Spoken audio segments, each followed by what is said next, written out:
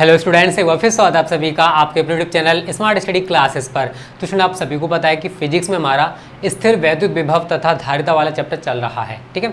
और इसमें विभव वाला जितना भी पोर्शन था वो हमारा समाप्त हो चुका है।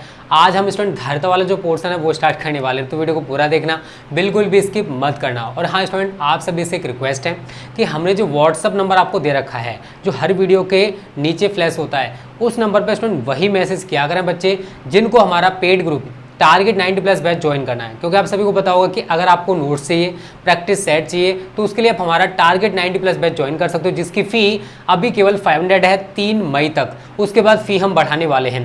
लेकिन उस पर मैसेज स्टूडेंट आप फालतू के कर दे, तो हाय सर, हेलो सर, कैसे हो सर, ये वो। तो स्टूडेंट देखो, आप सभी को पता है कि इतना टाइम हमारे पास नहीं होता है, और आप सभी जो कमेंट्स करते हो वीडियो के, उनको पढ़ने के लिए भी हम टाइम नहीं निकाल पाते हैं। क्योंकि देखो स्टूडेंट, वीडियो शूट रहता है, उनको अपलोड करना, एक्सपोर्ट करना, बहुत सारे काम रहते हैं। 5-6 वीडियो स्टूडेंट ये मान लो पूरे हमारे 10 से लेकर 12 घंटे लेके जाती हैं। तो आप सभी समझदार हो, प्लीज़ फालतू के ना तो कमेंट्स किया करो, जो जेन्युइन है कमेंट उन्हें कर सकते हो, और व्हाट्सएप पर मैसेज वही किया करो जिनका आप रिप्लाई पाना चाहते हो, क्योंकि हम सभी मैसेज का रिप्लाई नहीं कर पाते। ओके, तो स्टूडेंट देखो, सबसे पहले आज बात करते हैं स्थिर वैद्युत विभव तथा धारिता में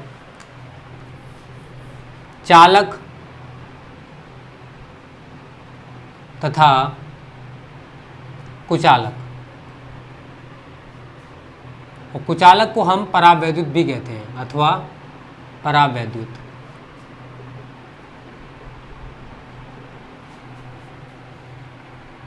अब देखो स्टूडेंट, आप सभी ने अगर इंग्लिश में लिखना चाहते हो तो लिख सकते हो कंडक्टर्स एंड इंसुलेटर्स और डाइइलेक्ट्रिक्स, ठीक है।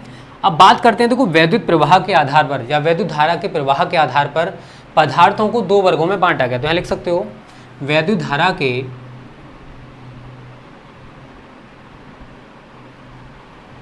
प्रवाह के आधार पर पदार्थों को निम्न 2 वर्गों में बांटा गया है।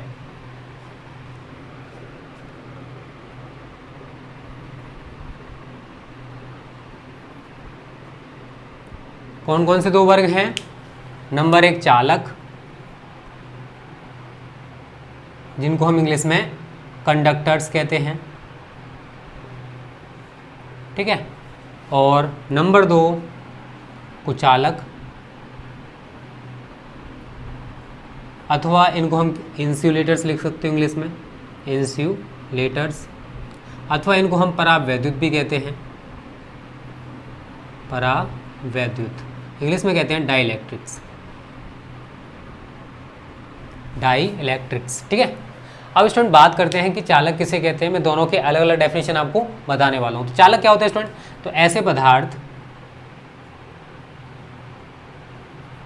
जिनमें वैद्युत धारा का प्रवाह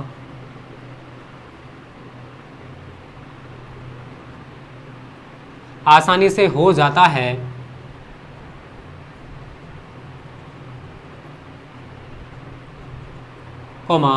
चालक कहलाते हैं, चालक कहलाते हैं। और देखो, चालकों में विद्युत धारा का प्रवाह क्यों होता है, तो यहाँ लिख सकते हो चालकों में मुक्त इलेक्ट्रॉन पाए जाते हैं, फ्री इलेक्ट्रॉन्स, मुक्त इलेक्ट्रॉन पाए जाते हैं।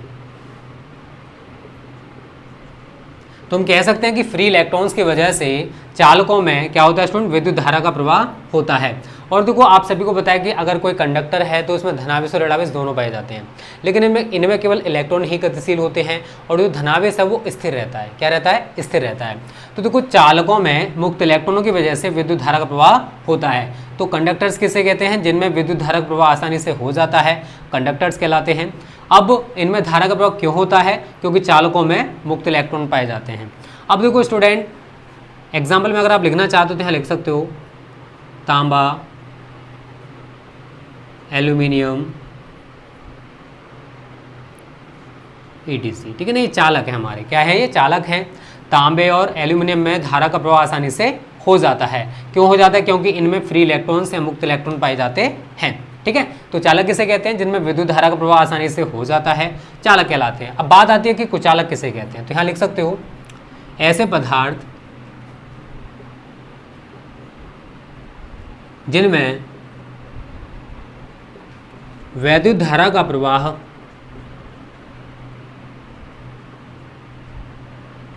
बिल्कुल भी नहीं होता, बिल्कुल भी नहीं होता, कौमा कुचालक,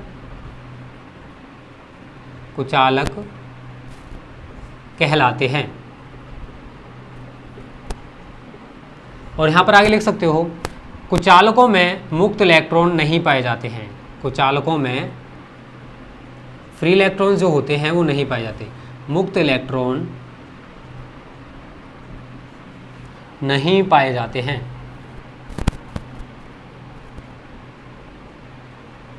ठीक है। और इनका जो दूसरा नाम है स्टूडेंट वो परावैद्युत होता ही, आप सभी जानते हो। एग्जाम्पल में लिख सकते हो आप, मोम है, कागज है, कांच है, ये सभी किसके अंतर्गत आते हैं स्टूडेंट? ये कुचालक अथवा डाइइलेक्ट्रिक के मध्य आते हैं, मतलब के बीच आते हैं। तो अगर आपसे कोई पूछता है कि कुचालक किसे कहते हैं तो आप ये डेफिनेशन बता सकते हो, और अगर आपसे कोई पूछता है कि कुचालक किसे कहते हैं तो आप ये। तो चालकों की डेफिनेशन हमारी कौन सी है? ये। और कुचालकों की कौन सी है? ये। तो दोनों चीज़ें आपको बहुत अच्छे से क्लियर है ना। तो कोई भी डाउट हुआ अगर आप कमेंट कर सकते हो। अगर आपको 1 या 2 दिन वीडियो ना मिला तो टेंशन ना लिया करो यार, कोर्स आपका बहुत अच्छे से कराएंगे, टेंशन मत लो। ठीक है। तो इसका स्क्रीनशॉट ले लो। फिर आगे बात करते हैं अगली हेडिंग की। अगली हेडिंग डाल लो वैद्युत धारिता की अभिधारणा तथा परिभाषा। मिटा देते हैं इसको। देखो स्टूडेंट सिलेबस के लिए बहुत टाइम बचा हुआ है अभी, ठीक है ना। अभी तो आपको ये मान लो अप्रैल खत्म हुआ है और मई स्टार्ट होने वाला है, तो अभी मई, जून, जुलाई, अगस्त बहुत टाइम है यार। तो देखो ऑफलाइन कोचिंग स्टूडेंट इस बार आप मुश्किल ही पढ़ पाओगे, और कॉलेज भी आपके मुश्किल ही खुल पाएंगे, क्योंकि आप देख रहे हो कोरोना वायरस का प्रकोप कितना ज़्यादा है। तो सोशल डिस्टेंसिंग का आप सभी को पालन करना चाहिए, ठीक है। और घर से बाहर मत निकलना, बेटर रहेगा आप सभी के लिए, ठीक है। अब देखो बात करते हैं अगली हेडिंग की, वैद्युत धारिता की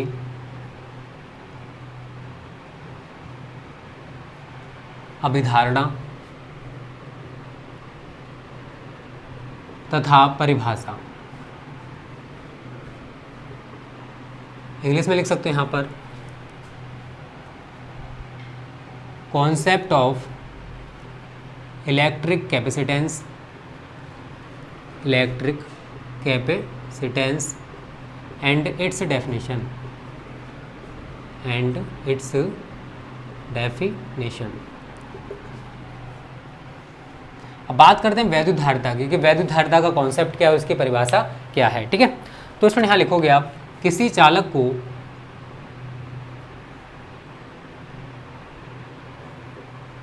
आवेश देने पर उसका विभव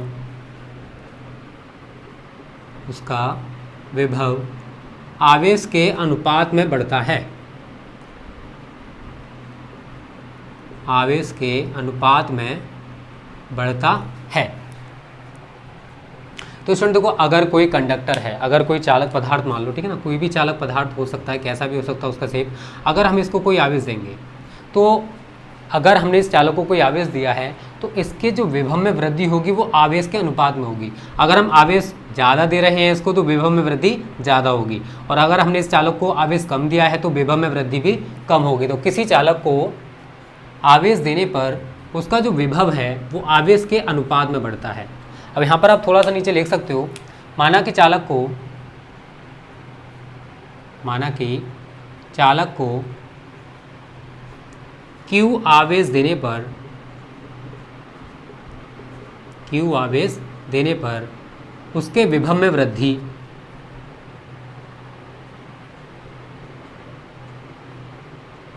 V हो जाती है तब। तो मैंने वहाँ पर क्या बोला आपसे डेफिनेशन में, मतलब थोड़ा सा कॉन्सेप्ट में मैंने बोला है कि अगर हम किसी चालक को आवेश देंगे तो अब हमने यहाँ पर चालक को कितना आवेश दिया है Q, तो उसका जो विभव है वो आवेश के अनुपात में बढ़ेगा। तो इसका मतलब क्या है, Q प्रोपोर्शनल V। अगर हम चालक को आवेश ज़्यादा देंगे तो विभव में वृद्धि ज़्यादा होगी, और अगर हमने चालक को आवेश कम दिया है तो विभव में वृद्धि भी कम होगी। तो हम यहाँ पर क्या लिख सकते हैं, Q प्रोपोर्शनल V। यहाँ तक क्लियर है, क्योंकि हमने चालक को कितना आवेश दिया है, Q आवेश, और जब हमने चालक को Q आवेश दिया है तो उसके विभव में वृद्धि स्टूडेंट कितनी हो रही है, V हो रही है। कितनी हो रही है, V।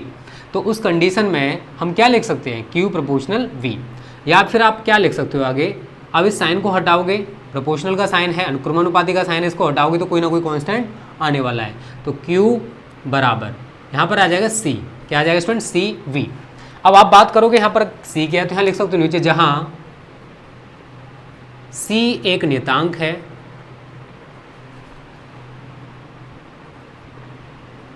जिसे चालक की वैद्युत धारिता कहते हैं,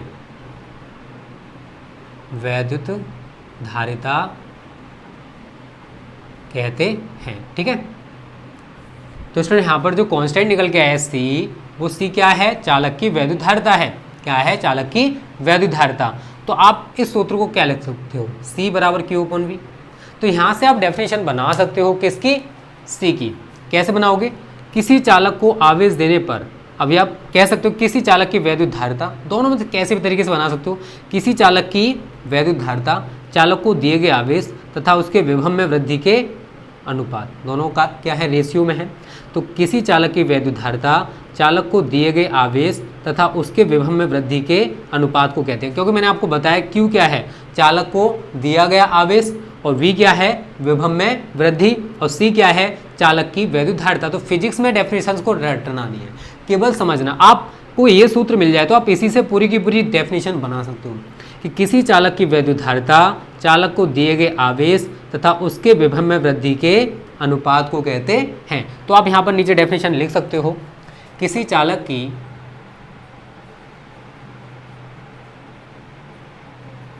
वैद्युत धारिता चालक को दिए गए आवेश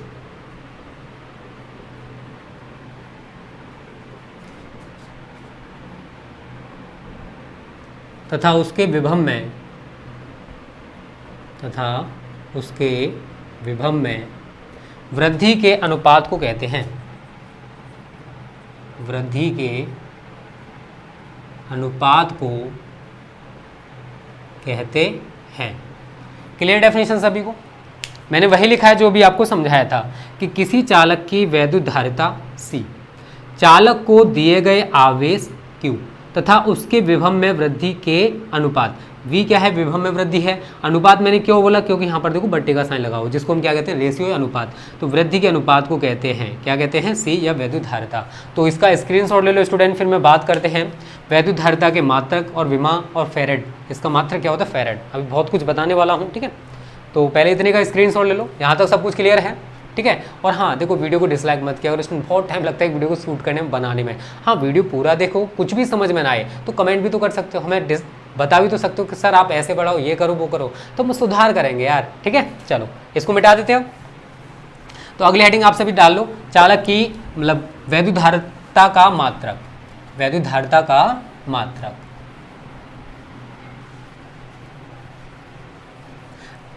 तो स्टूडेंट जल्दी हम इस चैप्टर को फिनिश करने की कोशिश करेंगे, ठीक है, टेंशन ना लो यार। तो कोशिश करते हैं आप सभी के लिए थोड़ा सा वीडियोस रेगुलर बेसिस पर बनाएं। बट स्टूडेंट देखो, बहुत सारी चीज़ें होती हैं जिसकी वजह से 1 या 2 दिन कभी कभी मिस हो जाता है, ठीक है। तो यहाँ पर हेडिंग डालो, वैद्युत धारिता का मात्रक, यूनिट ऑफ इलेक्ट्रिक कैपेसिटेंस। अब देखो, अभी आपने क्या पढ़ा है सूत्र, C बराबर हमने पढ़ा क्या है, Q/V। देखो रटना कुछ भी नहीं है। अगर मैं यहाँ से C का मात्रक निकालूँ तो यहाँ लिखोगे C का मात्रक बराबर Q का मात्रक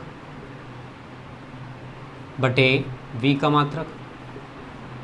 अगर हमें C का मात्रक चाहिए तो स्टूडेंट हम Q के मात्रक और V के मात्रक से निकाल सकते हैं। अब आप सभी को पता है कि Q आवेश का मात्रक क्या होता है, कूलाम, क्या होता है, कूलाम, और विभव का मात्रक क्या होता है, वोल्ट। तो मात्रक क्या बन जाएगा, C का वैद्युत धारिता का कूलम प्रति वोल्ट, ठीक है। तो मैंने देखो इसमें रटाया नहीं आप सभी को, आपको मैंने इसी से बनाना सिखाया, और यही आपको करना है, सीखना है फिजिक्स को, रटना नहीं है, क्योंकि कॉन्सेप्ट बहुत ज़्यादा है फिजिक्स का। अभी तो मान लो हमारा बेसिक चल रहा है, अभी 1-2 चैप्टर ही चल रहे हैं, आगे बहुत कुछ पढ़ना आप सभी को, ठीक है। और इंटर अगर आपने सही तरह पढ़ ली तो आगे आपको कोई भी दिक्कत नहीं आने वाली है। अब देखो यहाँ पर एक और मात्रक बन जाता है स्टूडेंट, इसका फेरेड, कूलम प्रति वोल्ट को हम क्या कहते हैं? फैराड, जिसको हम F से रिप्रेजेंट करते हैं। अब बात आती है कि फैराड कहते किसे हैं, तो यहाँ पर आप अगली हेडिंग डालोगे 1 फैराड। 1 फैराड को हम डिफाइन करना सीखेंगे। तो यहाँ लिखोगे यदि Q बराबर 1 कूलम एवं V बराबर 1 वोल्ट हो तो अगर हमने Q की जगह 1 कूलम लगा दिया यहाँ पर और V की जगह 1 वोल्ट लगा दिया तो 1 कूलम प्रति 1 वोल्ट, तो आप देखो लिखोगे क्या समझना, C बराबर क्या हो गया 1 कूलम Q की जगह लगा दिया बटे 1 वोल्ट V की जगह लगा दिया। कूलम पर वोल्ट को क्या कहते हैं? फैराड। क्या कहते हैं स्टूडेंट? फैराड। तो C बराबर क्या हो जाएगा 1 फैराड। अब हमें इसको डिफाइन करना है, तो कैसे डिफाइन करोगे? यदि किसी चालक को 1 कूलम आवेश देने पर उसके विभव में वृद्धि 1 वोल्ट हो तो चालक की वैद्युत धारिता 1 फैराड होगी। क्या रटना पड़ेगा? पूरी की पूरी डेफिनेशन में इसी से बता रहा हूँ। क्यों क्या है? उस चालक को दिया गया आवेश, और कितना आवेश दे रहे हैं हम? 1 कूलम। अब 1 कूलम जब आवेश देंगे तो उस चालक में कितनी वृद्धि हो रही है? चालक के विभव में 1 वोल्ट की हो रही है, तो उस चालक की वैद्युत धारिता कितनी हो जाएगी? 1 फैराड। तो आप यहाँ पर यही लिखोगे यदि किसी चालक को 1 कूलम आवेश देने पर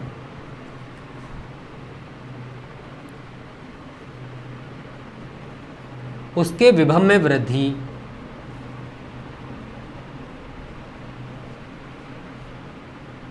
1 वोल्ट हो तो चालक की वैद्युत धारिता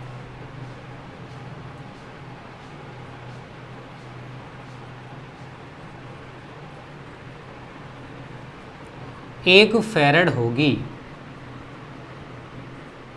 ठीक है, ये डेफिनेशन मैंने बना दी 1 फैराड के लिए कि अगर हम किसी चालक को 1 कूलम का आवेश देते हैं और 1 कूलम आवेश देने पर उसके विभव में जो वृद्धि है स्टूडेंट वो कितनी हो जाती है? 1 वोल्ट की। कितनी हो जाती है? 1 वोल्ट की। तो जो चालक है जिसको हमने कूलम का आवेश दिया है उसकी वैद्युत धारिता स्टूडेंट कितनी हो जाएगी? कितनी हो जाएगी? 1 फैराड। तो यहाँ तक आपको रटना पड़ेगा क्या? रटना नहीं यार, फिजिक्स को समझना है बस। अब हम यहाँ से बताते हैं विमाप कैसे निकाल सकते हो वैद्युत धारिता की। तो अगली हेडिंग आप यहाँ पर डाल सकते हो छोटी सी। चलो यहीं पर देख लो, वैद्युत धारिता की विमा।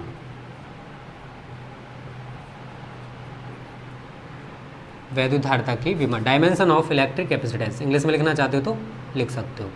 अब देखो मात्रक से ही हम विमा बनाना सीखेंगे। तो C बराबर हमने क्या पढ़ रखा है? Q/V, यही तो पढ़ रखा है। अगर हमें C की विमा चाहिए तो Q की विमा या वोल्ट की विमा पता हो या विभव की विमा पता हो, आप निकाल सकते हो। नहीं तो देखो यूनिट से कैसे निकालोगे वो मैं आपको बताने वाला हूँ। ठीक है, अब हमें चाहिए C की विमा, तो यहाँ लिखोगे C की विमा। मात्रक Q का क्या होता है? कूलम, और V का क्या होता है? वोल्ट, कूलम प्रति वोल्ट। यहाँ पर देख लो थोड़ा सा, उसके बाद मैं मिटा के आगे बताऊंगा। अब देखो वोल्ट को चेंज कर सकते हो। वोल्ट किसका मात्रक है? विभव का। और वोल्ट को हम क्या लिख सकते हैं? जूल प्रति कूलम। क्यों लिख सकते हैं? क्योंकि आप सभी ने पढ़ रखा है V बराबर W/Q।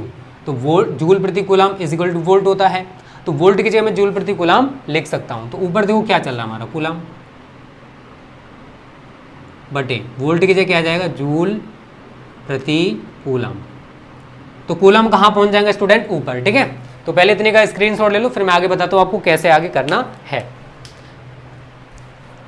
इसको मिटा देते हैं आप, कुछ नहीं करना। देखो कूलम को आप ऊपर लेके चले जाओ, उसके बाद सभी की विमा लगा दो और C की विमा निकल के आ जाएगी। ठीक है, बहुत ईजी कॉन्सेप्ट है यार।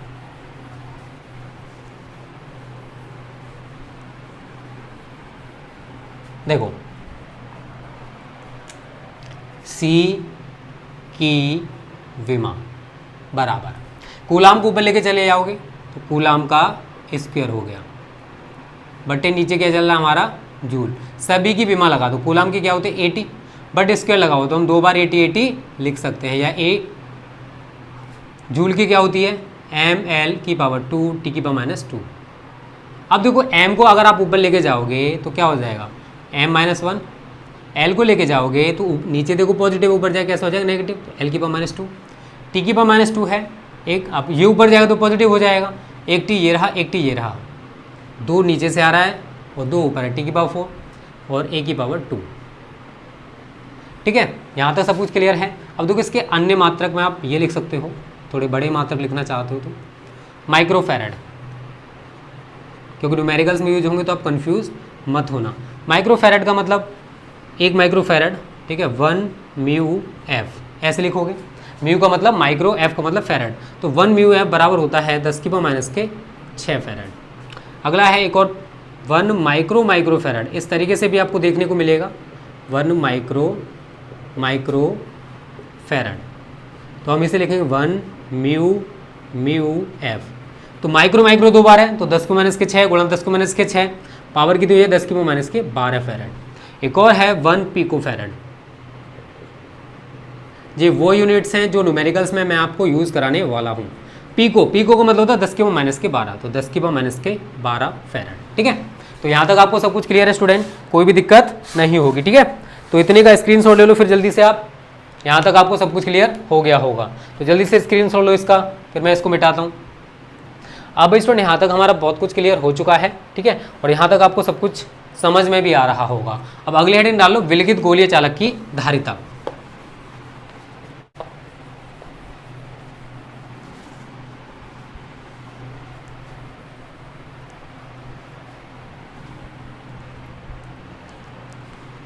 हेडिंग डाल लो, विलगित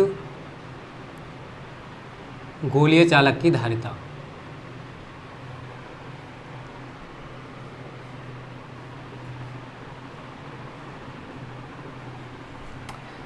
आप यहाँ इंग्लिश में लिख सकते हो capacity of an spherical isolated conductor, क्या लिख सकते हो, कैपेसिटी ऑफ एन आइसोलेटेड विलगित के लिए, ठीक है ना, गोलीय स्फेरिकल एंड चालक के लिए कंडक्टर। हेडिंग बना दो इसे। तो स्टूडेंट अगर हमें इस छोटे से डेरिवेशन को समझना है तो यहाँ पर एक प्यारा सा एक छोटा सा डायग्राम बनाऊंगा मैं। स्मॉल a त्रिज्या का कोई गोलीय चालक है,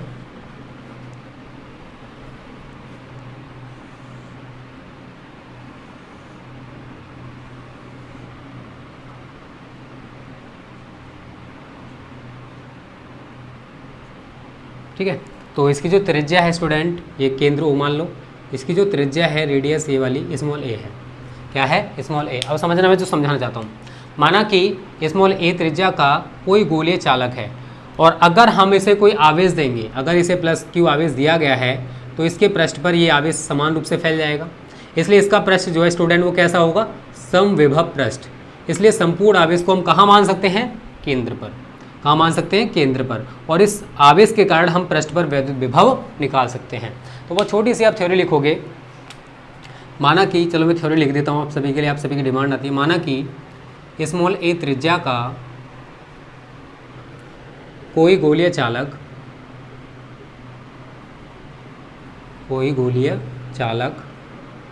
किसी परावैद्युत माध्यम में, परावैद्युत माध्यम आप सभी जानते हो, मोम, कागज, कांच, ठीक है, इनमें से किसी में रखा हुआ है, किसी परावैद्युत माध्यम में स्थित है जिसका परावैद्युतांक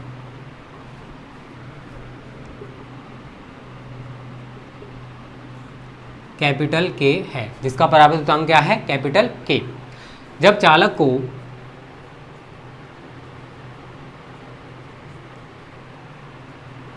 +q आवेश दिया जाता है,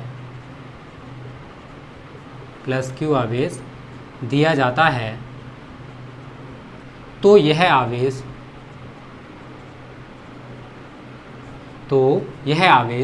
चालक के पृष्ठ पर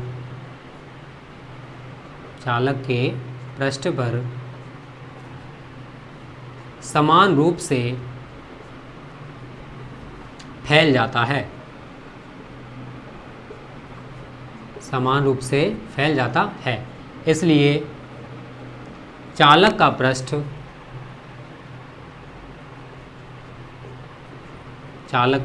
पृष्ठ समविभव पृष्ठ होगा, समविभव पृष्ठ होगा। इसलिए संपूर्ण आवेश को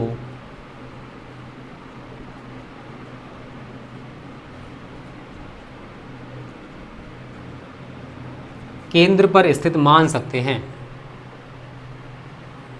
केंद्र पर स्थित मान सकते हैं। आगे नीचे लिखोगे इसलिए चालक के पृष्ठ पर, इसलिए चालक के पृष्ठ पर वैद्युत विभव। अब देखो समझना, मैंने थ्योरी आप सभी के लिए लिखी है क्योंकि आप सभी बोलते हो। तो देखो स्टूडेंट, ये जो गोलीय चालक है ये स्मॉल त्रिज्या का कोई गोलीय चालक है और किसी परावैद्युत माध्यम में रखा हुआ है, जैसे मोम है, कागज है, कांच है, इनमें से किसी एक में रखा हुआ है। और जब चालक को हम +q आवेश देंगे तो ये आवेश इसके पृष्ठ पर समान रूप से फैल जाएगा। इसलिए इस चालक का जो पृष्ठ है वो कैसा होगा, समविभव पृष्ठ, जो कि मैं पहले आपको बता चुका हूँ।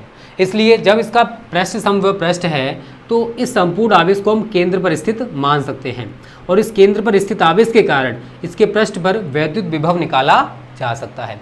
अब जो केंद्र पर आवेश है ना +q, इसके कारण ही हम पृष्ठ पर वैद्युत विभव निकालेंगे। तो आप सभी ने सूत्र क्या पढ़ रखा है, बिंदु आवेश के कारण वैद्युत विभव, तो V बराबर 1/4 पाई एप्सिलॉन के Q/R पढ़ा है। बट यहाँ पर R की जगह स्टूडेंट क्या है, A, बस इतना सा चेंज करोगे तो V बराबर 1/4 पाई एप्सिलॉन के Q/A, इसे क्वेश्चन नंबर फर्स्ट बना दोगे। आगे लिखोगे यदि चालक की धारिता, यदि चालक की धारिता C हो तो क्या हो, C। तो आप सभी ने सूत्र पढ़ा होगा, पढ़ा चुका हूँ, C बराबर Q/V, थोड़ी देर पहले ही मैंने आपको पढ़ाया। यहाँ पर हम V की वैल्यू कहाँ से उठा के रखेंगे, ये वाली यहाँ पर आप उठा के रख दोगे। C बराबर Q/V है तो V का मान आप ये वाला यहाँ पर उठा के लेके आओगे, ठीक है। तो C बराबर क्या सूत्र बनेगा, Q तो हमारे ऊपर है ही है, इससे तो कोई परेशानी नहीं है, और V की जगह आप ये पूरी वैल्यू लगा दोगे 1/4 पाई एप्सिलॉन के Q/A। तो Q से तो Q कैंसिल और ये सारी की सारी वैल्यू कहाँ पहुँच जाएगी, ऊपर, या C बराबर 4 पाई एप्सिलॉन के A। ये हमारा छोटा सा डेरिवेशन है। और या फिर देखो आप आगे क्या लिख सकते हो, समझना, 4 पाई कॉन्स्टेंट है, एप्सिलॉन कॉन्स्टेंट है, और जिस परावैद्युत माध्यम की बात कर रहे हैं उसके लिए K का मान भी कॉन्स्टेंट होगा, तो यहाँ लिख सकते हो या C प्रोपोर्शनल A।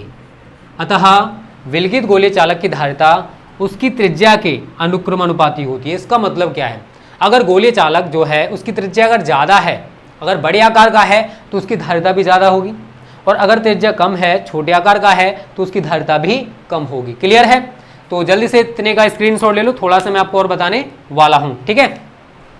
इसको मिटा देते हैं अब स्टूडेंट, और सब कुछ आपको क्लियर हो गया होगा इसमें मैंने आपको जो भी बताया है।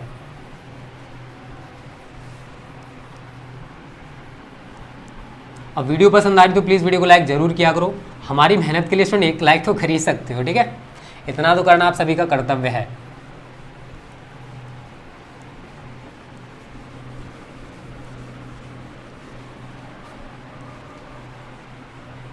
अब आगे लिखो स्टूडेंट, देखो वायु अथवा निर्वात के लिए, या थोड़ा सा लिखोगे वायु अथवा निर्वात के लिए। वायु अथवा निर्वात के लिए आप सभी जानते हो K का मान कितना होता है, 1। तो अभी हमने C बराबर क्या पढ़ रखा है, 4 पाई एप्सिलॉन के A। ये किसी परावैद्युत माध्यम के लिए C का मान है। अगर वायु अथवा निर्वात है तो K की जगह 1 लगा दोगे, इसलिए धारिता भी चेंज हो जाएगी, C0 मानेंगे। तो C0 बराबर 4 पाई एप्सिलॉन A। क्लियर है? अगर स्टूडेंट उस वाली इक्वेशन को मैं कोई भी इक्वेशन बना सकते हो, ठीक है ना, अब दोनों को डिवाइड कर दो, इस वाली और इस वाली को, इसलिए C/C0 बराबर वो वैल्यू लगाओ पहले 4 पाई एप्सिलॉन के A और 4 पाई एप्सिलॉन A। 4 पाई से 4 पाई, एप्सिलॉन से एप्सिलॉन, A से A कैंसिल, C/C0 बराबर क्या आ गया, K। तो यहाँ से आप क्या बनाओगे, डेफिनेशन बनाओगे K की। तो किसी माध्यम में यहाँ लिखोगे अतः किसी माध्यम, देखो जिस मीडियम की हम बात कर रहे हैं, ठीक है ना, तो यहाँ लिखो किसी माध्यम में गोलीय चालक की धारिता, मतलब जो भी माध्यम हमने ले रखा है, गोलीय चालक की धारिता तथा वायु अथवा निर्वात में, वायु अथवा निर्वात में यहाँ लिख सकते हो C, ठीक है ना, वायु अथवा निर्वात में उसी चालक की धारिता, उसी चालक की धारिता, और ये क्या स्टूडेंट हमारा C0 है। वायु अथवा निर्वात में जो धारिता मानी स्टूडेंट, वो हमने क्या मानी है, C0 मानी है, का अनुपात उस माध्यम के परावैद्युतांक के बराबर होता है। तो यहाँ से आप के की, ये कैपिटल के की आप डेफिनेशन भी मान सकते हो कि किसी माध्यम में, कोई माध्यम होगा, तो किसी माध्यम में गोलीय चालक की धारिता वो क्या है सी, तथा वायु अथवा निर्वात में उसी चालक, वही चालक है, उसी चालक की धारिता सी नॉट का अनुपात उस माध्यम के चाहे मोम हो, चाहे कागज हो, चाहे कांच हो, उस माध्यम के परावैद्युतांक के बराबर होता है। तो इस तरीके से स्टूडेंट आप के जो डेफिनेशन उसको डिफाइन कर सकते हो। तो यहाँ तक आपको कोई भी दिक्कत नहीं होगी। अब यहाँ से एक सी नोट का मान भी, मतलब मात्रक भी निकाल सकते हो। सी नोट का अगर पढ़ना चाहते हो, सी बराबर आप सभी ने देखो यहाँ पर सूत्र एक देख ही लिया है, 4 पाई एप्सिलॉन नॉट के ए है, तो के को हटा देंगे तो ए रह जाएगा। तो एप्सिलॉन नॉट बराबर क्या रह गया, सी अपॉन ए, क्या रहेगा, सी अपॉन ए।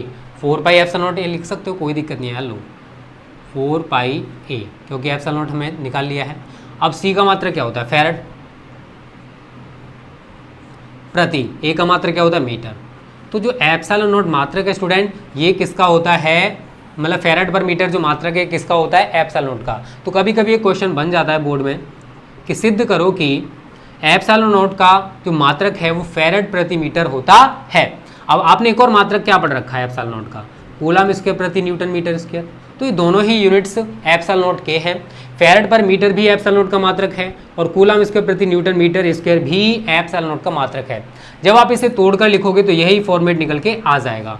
कैसे, आप फैराड को चेंज करोगे कूलम प्रति वोल्ट में, वोल्ट को फिर चेंज करोगे जूल प्रति कूलम में, तो पूरा जब निष्कर्ष निकालोगे तो लास्ट में यही निकल के आने वाला है, आप करके देख सकते हो। ठीक है ना, तो यहाँ तक आपको कोई भी दिक्कत नहीं होगी। तो स्टूडेंट को आज की वीडियो को यहीं पर समाप्त करते हैं। लगभग आधा घंटे से ज़्यादा की वीडियो हो चुकी है, तो आपको आधा घंटे की वीडियो स्टूडेंट सफिशिएंट है अभी इस टाइम।